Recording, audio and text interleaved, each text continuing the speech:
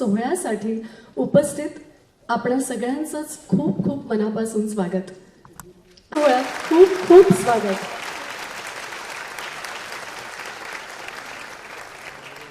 आजच्या सोहळ्याचे विशेष अतिथी जे वाराणसीहून विशेषत्वाने आलेले आहेत, स्वामी ओमा उपाध्याय यांचं सुद्धा आजच्या सोहळ्यात खूप खूप स्वागत.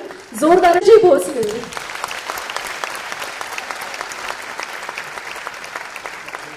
ज्यांच्या गीतांचा सुगंध लपलेला नाही आणि तशाच चाफ्याचा सुगंध असाच दरवळत राहणार आहे.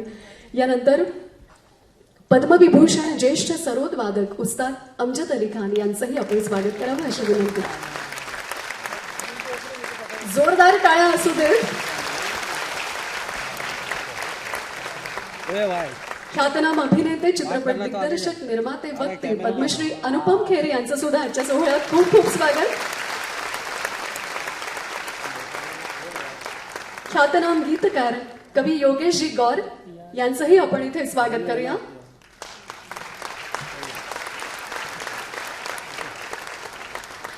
एबीपी माझाचे मुख्य संपादक सन्मानित करावं, पुरस्कृत करावं. पुरस्काराचं स्वरूप आहे 1,01,001 रुपये रोख आणि चांदीचं तबक.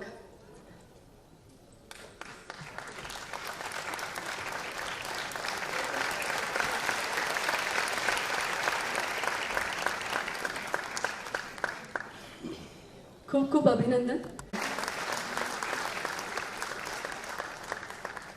स्मृतिचिन्ह यासोबतच 1,01,001 रुपये ही रोख रक्कम सुद्धा आपल्याला इथे देण्यात येत आहे.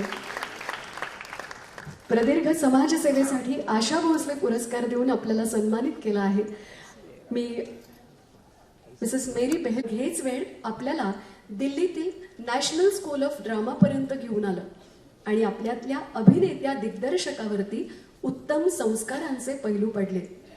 आपली कला हिऱ्याच्या तेजानं झळावू लागली. 1982 मधल्या आगमन या चित्रपटातून रुपेरी पडद्यावरती आपलं दमदार आगमन झालं.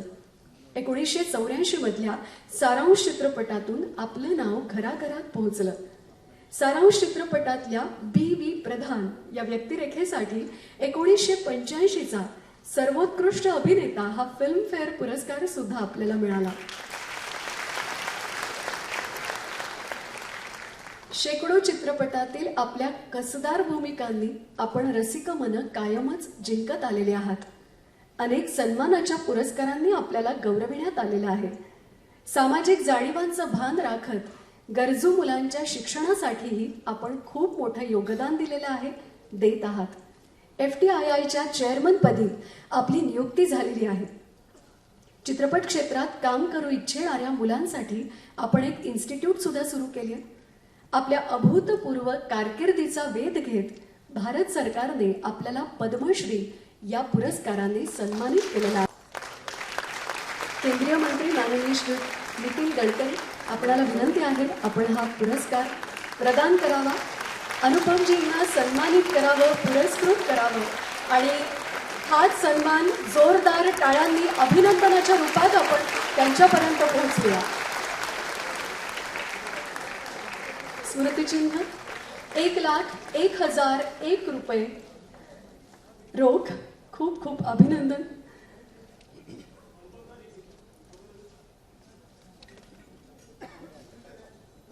एक अत्यंत महत्त्वाचा पुरस्कार, ज्या पुरस्काराने आज अनुपमजींना इथे सन्मानित केलं गेलेलं आहे.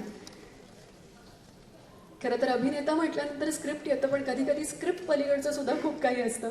ते आज त्यांच्याकडून जाणून घ्यायचं. मी विनंती करते अनुपमजींना आपण आपलं मनोगत व्यक्त करावं. इसके जितना कद होना चाहिए ना. With all due respect, ma'am, I'm very happy to be Padma Shri, but I also want to add that I'm Padma Bhushan also.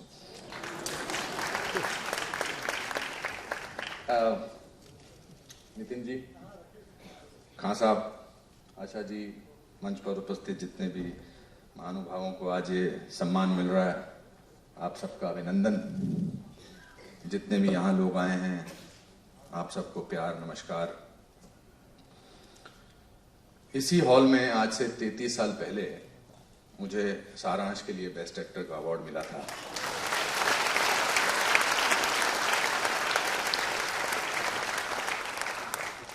तैतीस साल बाद ये अवार्ड आज मिल रहा है, मगर मैं क्लियर कर देना चाहता हूं, ये मेरा लाइफ टाइम अचीवमेंट अवार्ड नहीं है। उसके लिए 30 साल बाकी पड़े हैं। अभी तो मेरी लाइफ शुरू हुई है। मैं इस शहर में 37 रुपए लेकर 3 जून 1981 को आया था, और आज तकरीबन 37 साल बाद मंगेशकर परिवार मुझे इस लायक समझते हैं कि मुझे अवार्ड दें, तो मेरे लिए बहुत बड़ी उपलब्धि है। और आज मेरी माँ भी आई हुई है, तो और भी बड़ी उपलब्धि है।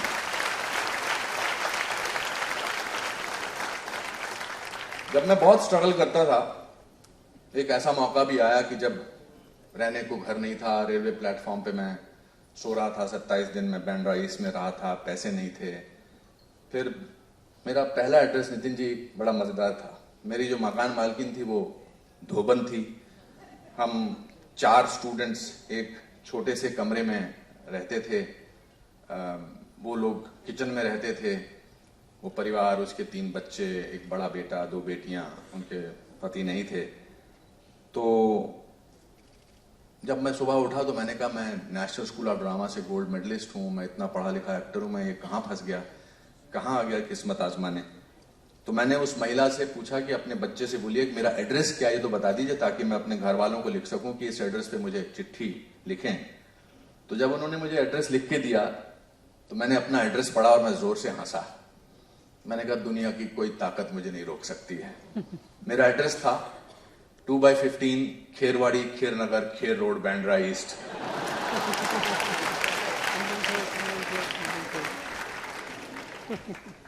बहुत बहुत शुक्रिया इस अवार्ड के लिए।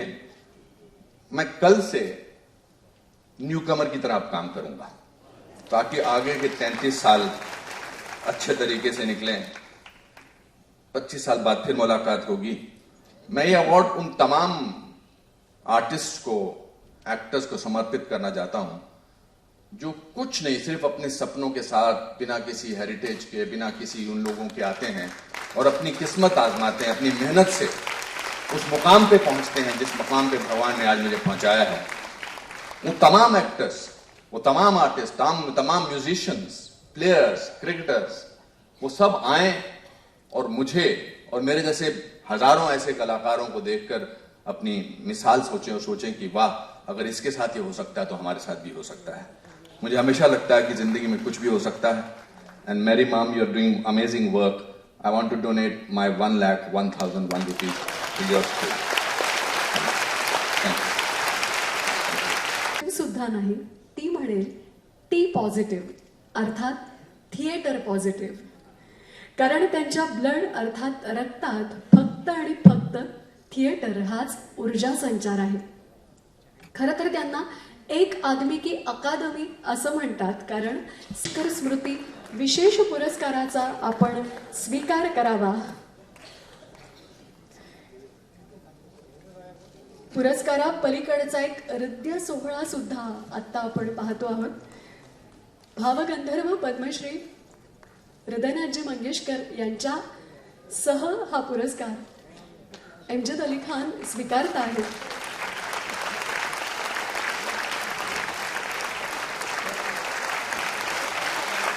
जोरदार टाळ्या आपण त्यांच्या कार्यासाठी वाजवूया.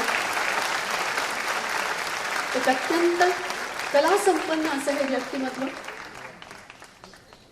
आणि आज हा सोहळा आपल्याला इथे पाहता येतोय. खरोखरच आपल्या प्रत्येकासाठीची एक अत्यंत भाग्यदायी, आनंददायी अशी घटना. एकाच मंचावरती जेव्हा पद्मश्री, पद्मभूषण, पद्मविभूषण यासारखी व्यक्तिमत्व असतात, तेव्हा खरं तर असंच म्हणावं असं वाटतं की दिव्यत्वाची जेथ प्रचिती तेथे कर माझे जुळती.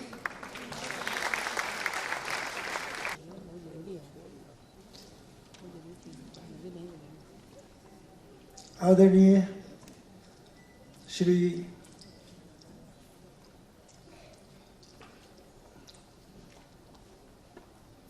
हमारे आज के जो चीफ गेस्ट हैं मंत्री जी, आदरणीय श्री हृदयनाथ जी, आदरणीय परम मित्र आशा जी, योगेश जी, और जितने भी मंच पर महान विभूतियाँ बैठी हैं उन सबको मैं प्रणाम करता हूँ, नमस्कार करता हूँ।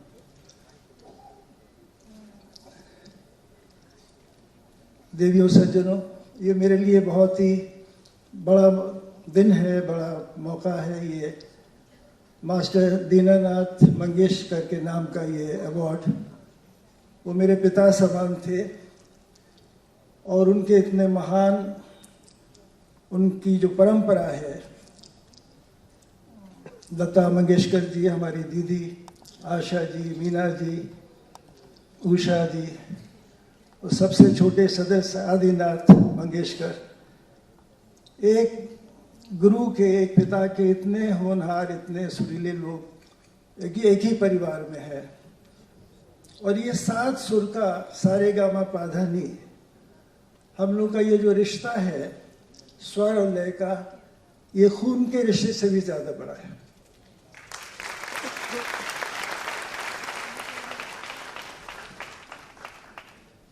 नितिन गडकरी जी से मैं कह रहा था कि नागपुर में इतने ज़्यादा, बचपन से मेरे इतने प्रोग्राम्स हुए हैं, इतनी अच्छी वहाँ सुनकार हैं, इतने अच्छे श्रोता हैं। वो कह रहे हैं कि एक बहुत बड़ा एक हॉल बना है और हम लोग को वो बुलाएंगे वहाँ पर। और ये परंपरा संगीत की, क्योंकि हम लोग पुराने लोग यही कहते थे कि स्वर ही ईश्वर है। 7 स्वर का जो संबंध है ये बहुत ही अटूट है। मुझे याद आ रहा है एक किस्सा, एक बहुत बड़े गायक थे उस्ताद अमीर खान साहब, हृदयनाथ जी, पूरा मंगेशकर परिवार उनको बहुत प्यार करता था। एक दफ़ा हमारे दिल्ली के पहले जो एलजी थे मिस्टर एन झा, उनके घर में गवर्नर्स का डिनर था, पूरे हिंदुस्तान के गवर्नर आ रहे थे। तो मुझे भी फ़ोन आया कि आपको बजाना है और उस्ताद अमीर खान साहब का गाना होगा। तो एक ही गाड़ी में हम लोग जा रहे थे। कहने यार ऐसा है, ये गवर्नर लोग जब आ रहे हैं इनको संगीत की समझ नहीं है, तुम भी कम बजाना, मैं भी कम गाऊंगा। तो मैंने कहा हुजूर, मैं तो आपको सुनने जा रहा हूँ, आपके सामने मैं क्या बजाऊंगा। तो मैंने उनके हुक्म के मुताबिक आधे घंटे में ख़त्म कर दिया। अब खान साहब का जो गाना शुरू हुआ वो भूल गए कि कहाँ बैठे हैं, कितनी देर गाना है। और हम लोग 5-7 लोग थे जो वाह वाह वाह वाह कर रहे थे और उनका मन लग गया। अब वो गवर्नर साहब मुझे इशारा कर रहे हैं कि कब ख़त्म करेंगे। तो इशारे से मैं उनको कह रहा हूँ कि आप अपने गेस्ट को ले जाइए, मैं खान साहब को नहीं रोक सकता।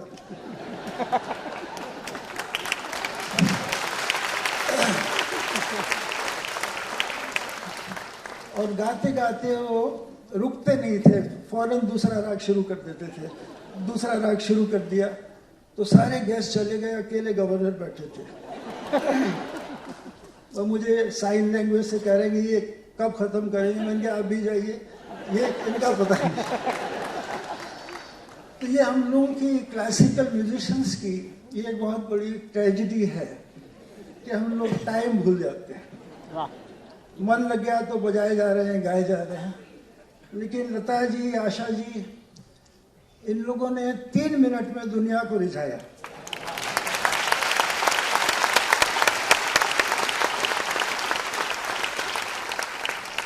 तो उसका मतलब यही है कि music has to be appealing, और वो music is the name of quality, not of quantity. क्योंकि 2 घंटे एक राग हम कभी कभी गाते बजाते हैं और उसका भी असर नहीं होता कभी।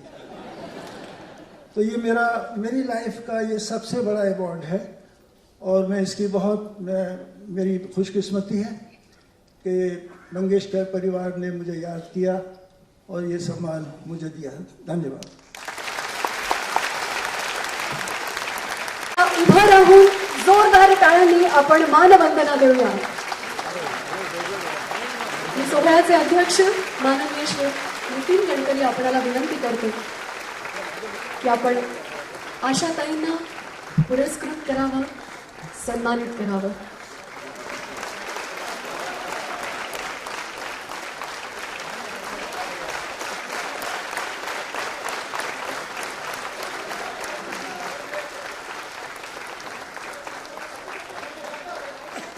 एक अतिशय हृदय असा हा सुद्धा क्षण.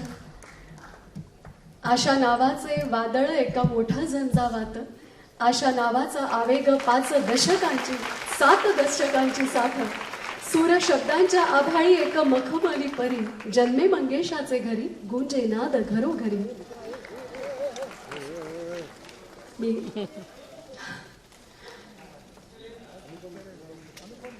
अत्यंत दुर्मिळ अशी मला असं वाटतं छायाचित्र आहे. आशाताई, आणखीन एक सन्मान आपल्या एका रसिकांच्या वतीने आपल्याला करायचा आहे. मी अनिलजी त्रिवेदी चाफ्याचा हार आशाताईंना घालून त्यांचा सन्मान करतायत. आशाताईंच्या प्रत्येक कार्यक्रमाला आवर्जून उपस्थित राहणारे श्री अनिल त्रिवेदी आणि एक हा सुद्धा तितकाच सुंदर असा क्षण, प्रत्येक कलाकाराला हवाहवासा वाटणारा, आपणासा वाटणारा.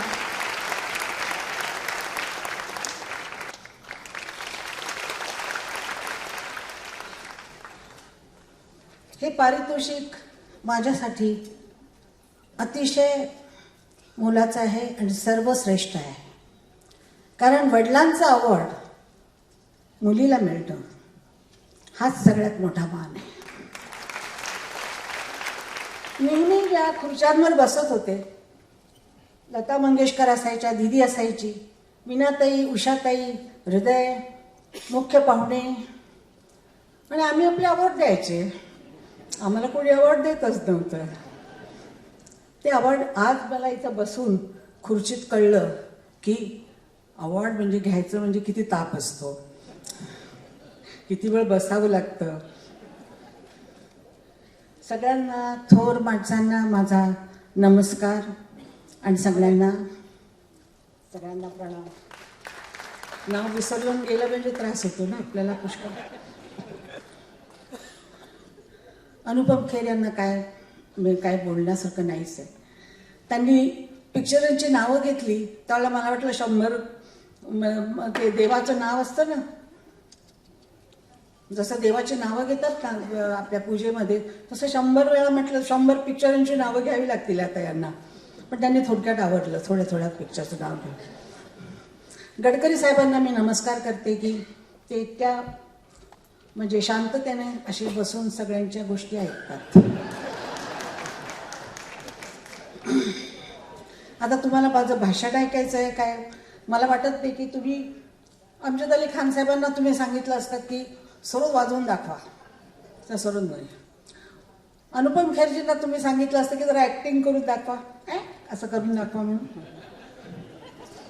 आता कोणी सगळ्या माणसांना सगळे म्हणजे डान्सरला कोणी डान्स करा म्हणत नाही, पण गाणाऱ्याला नेहमी गाणं गा म्हणून काय होतं असं.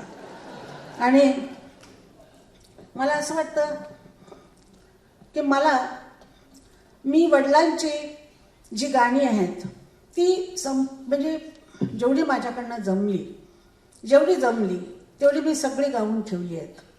आणि मी त्यांचं म्युझिक नेहमी जपत असते. मी जेव्हा रियाज सकाळी करते त्यावेळेला त्यांच्या गाण्याने करते. तो रियाज माझा आवाज उघडून देतो. बाबांची गाणी मला माझ्या आवाजाचा फोर्स ठेवतो. अजूनही मी या वयात रिहर्सल, मी तुम्हाला माहीत आहे 84 वर्ष संपली आहेत माझी, 85 मला चालू आहेत. आम्ही सगळीच भावंड 80च्या वर गेलेलो आहोत.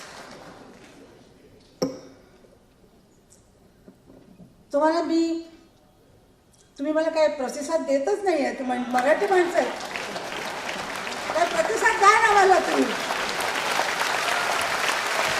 अरे काय, अरे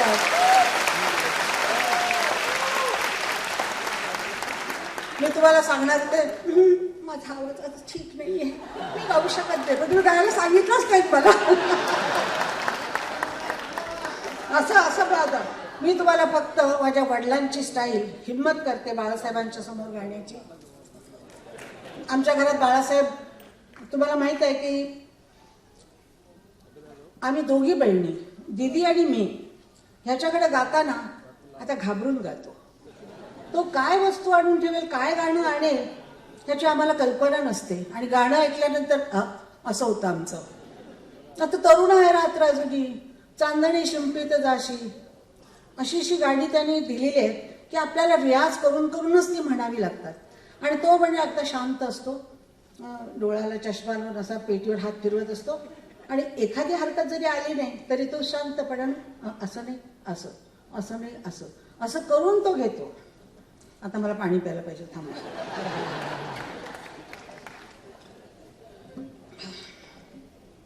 पाणीच आहे.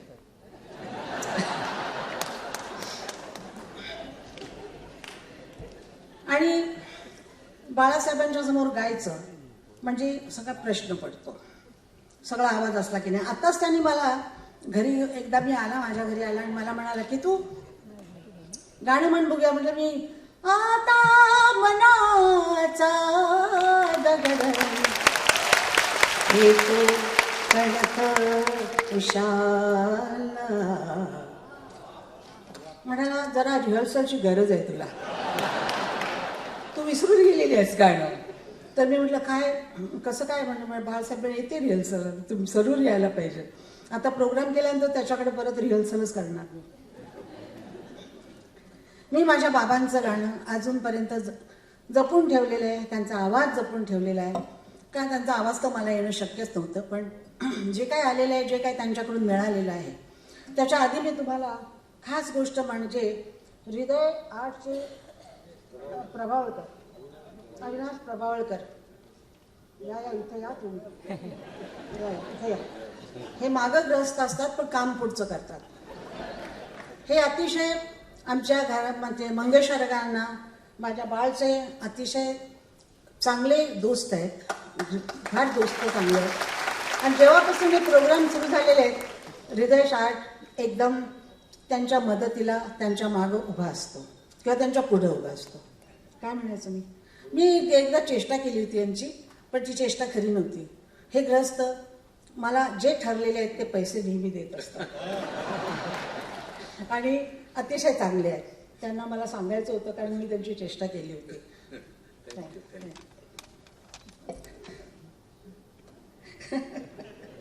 व्यासपीठावर आल्यानंतर काय बोलायचं आणि काय बोलायचं नाही हे जरा फार सांभाळून बोलावं लागतं. माझ्या वडिलांचं गाणं टिकवण्यासाठी मी खूप कष्ट केलेले आहेत, खूप गाणी गायलेली आहेत 56 पासून.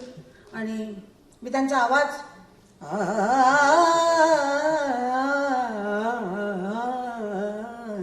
हा टिकवण्याचा सर करते. आणि फिल्मी गाणी तुम्हाला माहिती आहे, त्यात त्या गायला फिल्मी गाण्यांचं काय काय नाही, पण ते पण मोठे, त्यामुळे तुमच्यामुळं आम्ही आलो आणि फिल्म इंडस्ट्रीनं आम्हाला इथपर्यंत आणलं. तुमच्यासमोर आज एवढं नाव, 84 वर्ष, मी 75 वर्ष गाते आज, आणि मला वाटतं मी अजून गात राहीन.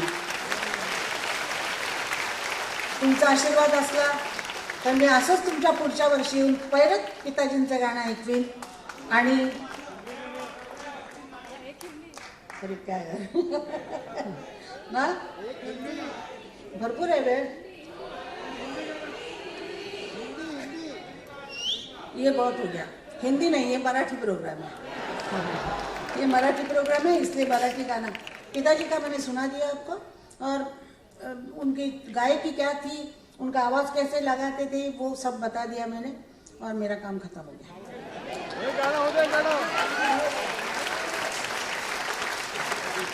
प्रतिभावान कार्यसंपन्न व्यक्तिमत्व, केंद्रीय मंत्री रस्ता आणि वाहतूक माननीय श्री नितीनजी गडकरी यांना आपण स्मृतिचिन्ह देऊन आजच्या सोहळ्यात त्यांचा सन्मान करूया. मी आशाताई आपल्याला विनंती करते, आपण नितीनजींचा सन्मान करावा.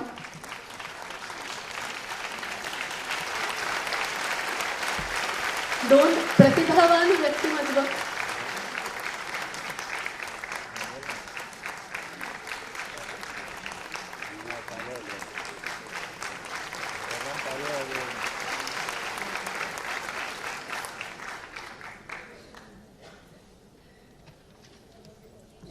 मी नितीनजी आपल्याला विनंती करते, आपण आपलं मनोगत व्यक्त करावं.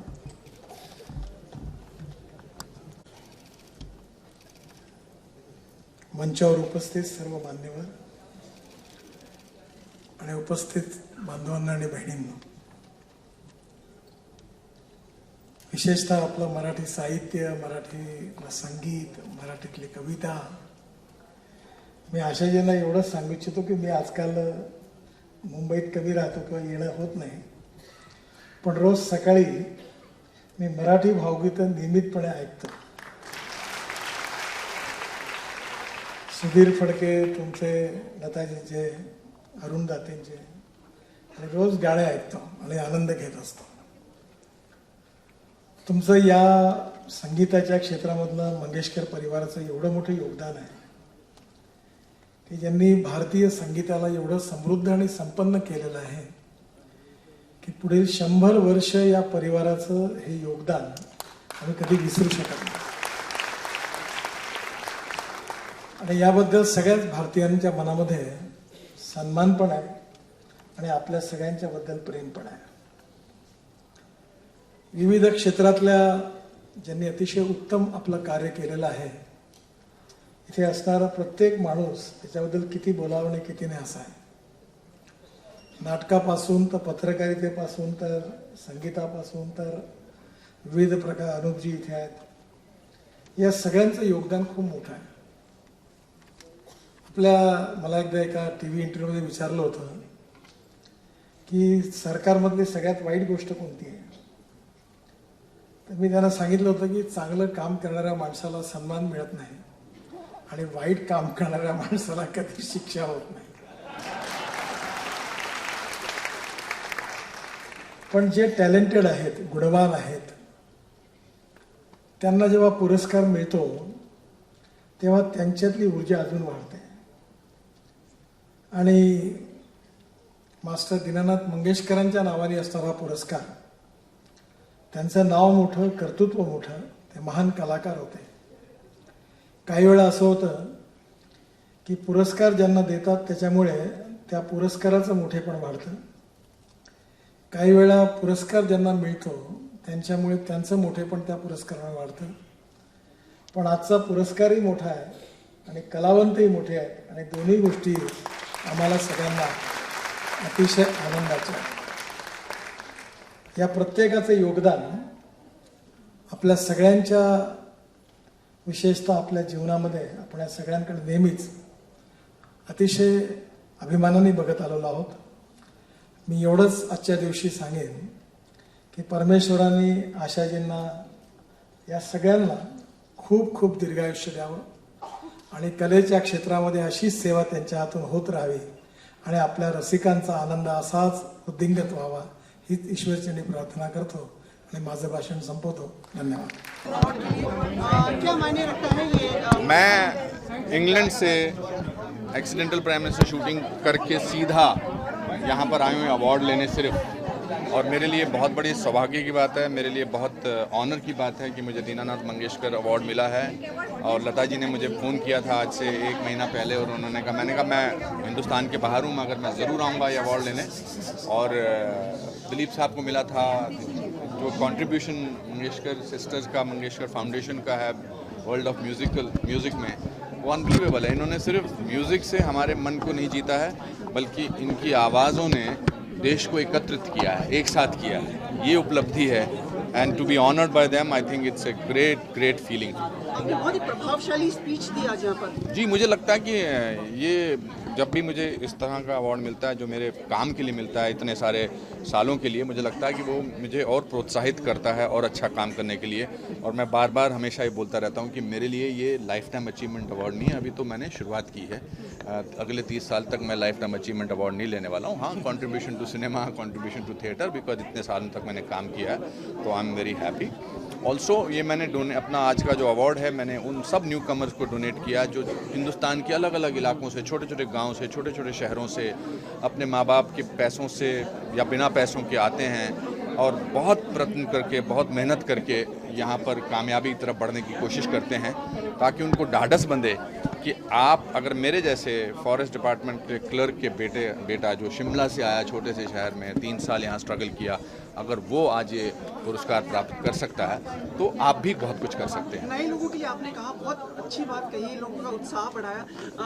काफी मुश्किलें झेलनी पड़ती हैं जो नए लोग फिल्म इंडस्ट्री में आते हैं। देखिए ऐसा नहीं है, देखिए मेरे ख्याल हर फील्ड में नए लोगों को फील्ड तक तकलीफ होती है, बिकॉज वो तो ज़िंदगी जद्दोजहद एक बहुत इंपॉर्टेंट है। तकलीफ ना हो तो फिर सुख की अनुभूति नहीं होती है जो आपको मिलता है, सफलता मिलती है। तो आई थिंक उस पॉइंट ऑफ व्यू से इट्स इंपॉर्टेंट। कोई किसी पर एहसान नहीं कर रहा तकलीफ झेल के, मगर ये है कि उनका प्रोत्साहन बढ़ाना, उन कलाकारों का, उन स्पोर्ट्स पर्सन का, उन म्यूजिक्स का, उनका प्रोत्साहन बढ़ाना बहुत ज़रूरी है। जी, मेरी माँ आई है आज। मेरी माँ हमेशा, हाँ, मेरे पिताजी हमेशा मेरे फंक्शन पे आते थे। मैंने बहुत सारे अवार्ड्स में मम्मी को बुलाया, मगर उन्होंने कहा नहीं, इस अवार्ड में मैं चलती हूँ। अब वो भी अपने आप में सेलिब्रिटी हैं, मैं उनके वीडियोस डालता रहता हूँ, but she is very happy. She does not even understand कि क्यों मुझे मेरे साथ लोग फोटो खिंचाना चाहते हैं। सर, आपने न्यू कमर्स की बात की, आज सरोज खान जी का बयान आया है कास्टिंग काउच को लेकर के, क्या कहेंगे आप इसमें? I think she has apologized. It was a ridiculous remark to do. I don't think we think it's very important. अपने बलबूते पर सब लोग जो भी बनते हैं, and it's very important to respect women. वो उनका नज़रिया था, but I have also read that she has apologized for that, and I think we should just leave it there. वो पिक्चर की शूटिंग खत्म हो चुकी है? जी नहीं, हमारे 40% पिक्चर की शूटिंग खत्म हो गई है। I think I have studied the character of doctor Manmohan Singh for 4 months, and it is the most difficult role that I have done, and it's very important that picture के बाद जब शुरुआत होगी तो आपको देखने को मिलेगी। सर, आप हमेशा राष्ट्रहित और समाज के बारे में बात करते हैं। मैंने कहा बाकी लोग बहुत सारे बैठे हैं। मुबारकबाद सर, मुबारकबाद। आज बहुत ही मेरी लाइफ का बहुत बड़ा दिन है। ये मेरा बड़ा सौभाग्य है कि मास्टर दीनानाथ मंगेशकर अवार्ड मुझे आज मिला है। वो मेरे पिता समान थे और एक संगीत पितामह थे। वो उन्होंने देश को, दुनिया को लता मंगेशकर जी दी, आशा भोसले, मीना जी, उषा जी, हृदयनाथ मंगेशकर जी। तो हमारा परिवार एक स्वर और लय का रिश्ता है हम लोगों का। 7 स्वर जो है, सारे गामा पादा नी, ये रिश्ता जो है स्वर का, खून के रिश्ते से भी ज़्यादा बड़ा है। और हम बहुत सालों से हम लोगों का आपस का प्यार मोहब्बत बना हुआ है, और संगीतकार की तरफ से अवार्ड कम मिलते हैं, और ये अपने आप में एक बहुत बड़ा अवार्ड है, बहुत बड़ा इनकरेजमेंट है, बहुत बड़ा ऑनर है। और मुझे बहुत खुशी है कि लता जी, आशा जी 3 मिनट में एक गाना इतना सुंदर गाते हैं कि वो 3 मिनट में पूरी दुनिया खुश हो जाती है। लेकिन हमारा क्लासिकल म्यूज़िक में ये है कि एक राग 1 घंटे तक, 2 घंटे तक भी चलता है। तो हम लोग के रास्ते अलग हैं, लेकिन बंधन स्वर का ही है। वही 7 स्वर, पूरे दुनिया को ये 7 स्वरों ने बांधा हुआ है। And we are like a very very close family.